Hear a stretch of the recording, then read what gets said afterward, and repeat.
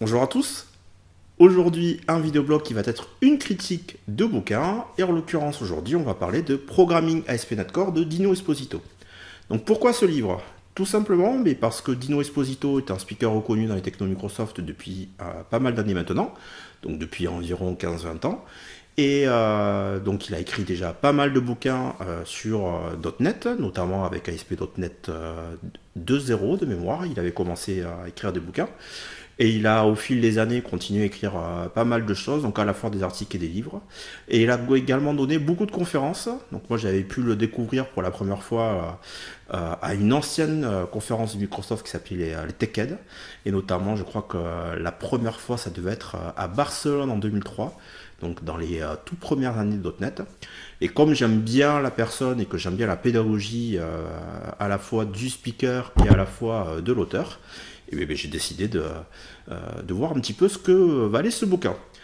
Donc ce bouquin, à qui il s'adresse? Tout simplement à tous les développeurs web. Donc aux développeurs web qui souhaitent bien évidemment découvrir cette technologie. Donc que vous ayez fait du .NET avant ou que vous n'en ayez jamais fait, et bien ce livre peut très bien s'adresser à vous. Il n'y a aucun problème par rapport à la manière d'aborder les différents sujets. Donc si vous connaissez un petit peu le monde Microsoft, bien évidemment, ça va être plus facile pour vous. Mais si vous ne le connaissez pas, il n'y a aucun problème par rapport à ça. Également, si vous connaissez ASP.NET MVC, eh bien ce livre est également fait pour vous, puisque l'auteur parle de tous les sujets et de tous les concepts d'ASP.NET Core, en indiquant les similarités par rapport à ce qu'il y avait dans ASP.NET MVC, et également en parlant de toutes les différences justement par rapport à ce que l'on avait pu connaître avec la précédente génération de technologies de développement web proposée par Microsoft.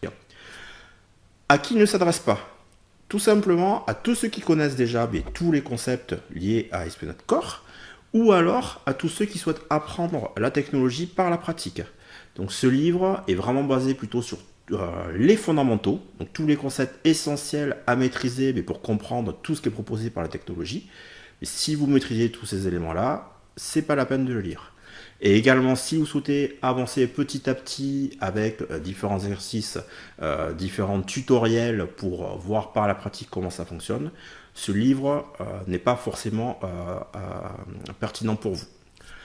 Autre élément pour lequel le livre ne va pas être pertinent pour vous, c'est si vous souhaitez voir comment on intègre et comment on utilise ASP.NET Core dans la vraie vie, c'est-à-dire en l'intégrant avec les différentes technologies du web, comme par exemple NPM, Webpack, un framework front-end comme Angular ou alors comme React.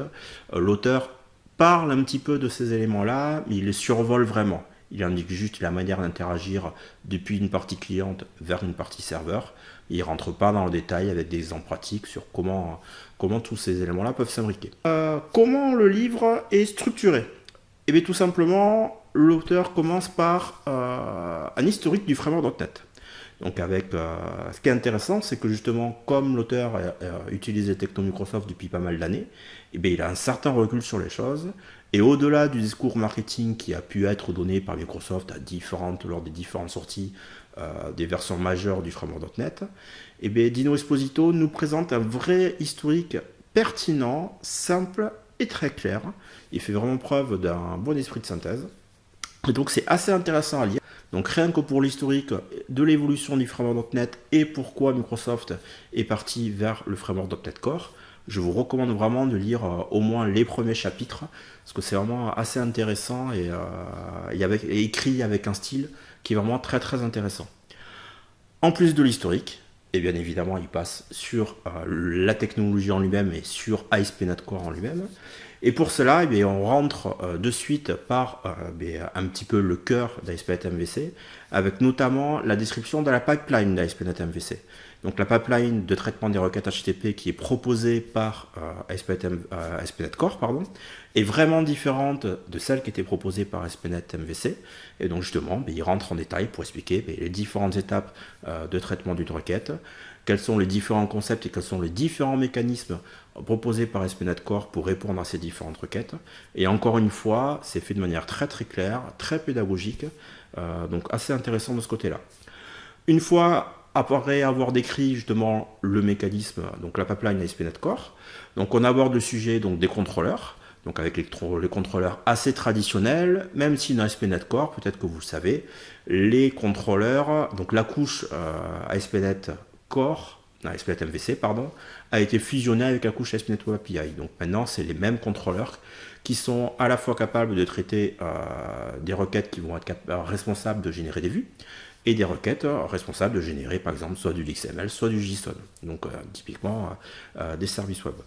Donc il traite de ces sujets-là et il évoque un sujet que je ne connaissais pas, avec par exemple la possibilité de créer des contrôleurs de type POCO. Donc avec ASP.NET Core, vous n'êtes pas obligé d'hériter de la classe contrôleur pour créer un contrôleur. Vous pouvez très bien créer une classe traditionnelle qui pourra être traitée en tant que contrôleur par ASP.NET Core. Et donc, il explique pour quelles raisons ça peut être pertinent de faire cela. Bien évidemment, après les contrôleurs, on passe directement au niveau des vues. Et donc, il évoque assez rapidement les pages Razor. Donc, les pages Razor, c'est quoi? C'est tout simplement la possibilité. C'est un modèle de développement simplifié un petit peu, proposé par ASP.NET Core, qui permet de créer des vues sans avoir besoin de créer des contrôleurs. Et bien évidemment, 90, 95, voire 99% des développeurs ASP.NET Core utilisent le moteur Razor complet, donc à la fois avec le contrôleur et à la fois avec le moteur de vue. Et donc Dino Esposito nous explique quelle est la syntaxe justement de Razor, donc comment on peut créer des vues avec ce langage de templating, bien évidemment les différentes manières de passer des données à ces vues, donc il en évoque 4 différentes de mémoire, et les différents nouveaux mécanismes proposés par le moteur de vue proposé par ASP.NET Core, avec notamment par exemple les view components. Donc il évoque tous ces jeux-là de manière assez simple, et ensuite il passe à toutes les responsabilités transverses, donc avec par exemple les éléments liés à l'injection de dépendance. Donc, puisque ASP.NET Core fournit de base un moteur d'injection de dépendance qui est plutôt bien fait et très simple d'accès, et il décrit donc pourquoi utiliser des mécanismes d'injection de dépendance et comment créer une architecture pour vos applications web qui va se reposer sur ce mécanisme-là. D'un point de vue pédagogie, d'un point de vue explication, je trouve qu'il est un petit peu plus faible que les autres chapitres au niveau de l'injection de dépendance, parce que je pense que ça aurait pu être mieux décrit de manière un petit peu plus pédagogique, même si bien évidemment le travail est fait largement correctement, mais je pense qu'il aurait des analogies qui existent dans différents bouquins qui ont été présentés dans différents bouquins spécialisés dans le domaine, et même sur différents articles sur Internet qui sont vraiment, je trouve, assez parlants. Donc il a expliqué à sa manière, de manière simple, et si vous souhaitez en savoir plus sur l'injection de dépendance, je vous recommande vraiment de passer à d'autres livres pour approfondir ce sujet-là. Donc en plus de l'injection de dépendance, il évoque donc la gestion de la sécurité bien évidemment, la gestion de l'accès aux données, etc., etc. En plus de ces fonctionnalités transverses, il évoque enfin donc, la possibilité, bien évidemment, de collaborer, de lier une partie cliente, donc une partie front-end avec ASP.NET Core, notamment avec toute la couche ASP.NET Web API, et bien évidemment avec la possibilité de faire du code côté client, donc du code JavaScript, qui va vous permettre d'appeler directement soit vos services web, soit même des morceaux de vue directement au niveau ASP.NET MVC.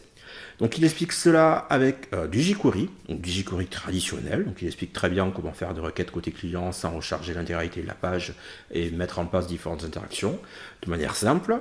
Il le fait également avec un tout petit framework, une librairie que je ne connaissais pas, qui s'appelle moustache.js, et qui est en fait un petit moteur de template côté client qui permet de faire des templates vraiment très très simples, des templates HTML très très simples, et il évoque justement comment on peut appeler l'ASP.NET Core directement depuis cette petite librairie là.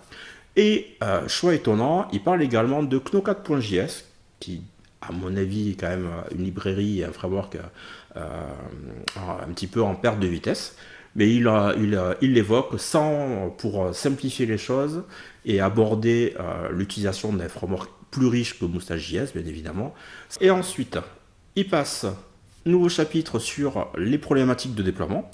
Donc là également, j'ai trouvé ce chapitre-là un petit peu léger. Ça aurait pu être un petit peu plus détaillé, c'est qu'il se concentre sur le basique et le minimum et sur des sujets que vous allez en fait retrouver dans la documentation.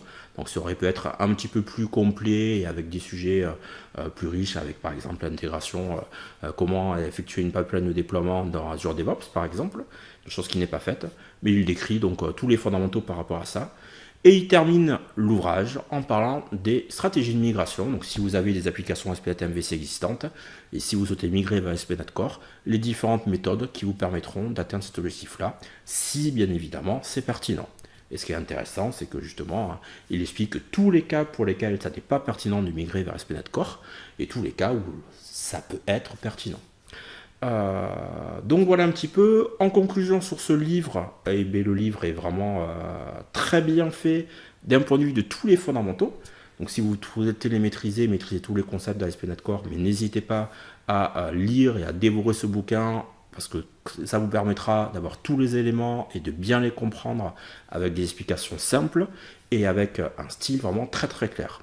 Donc vraiment un livre que je vous recommande.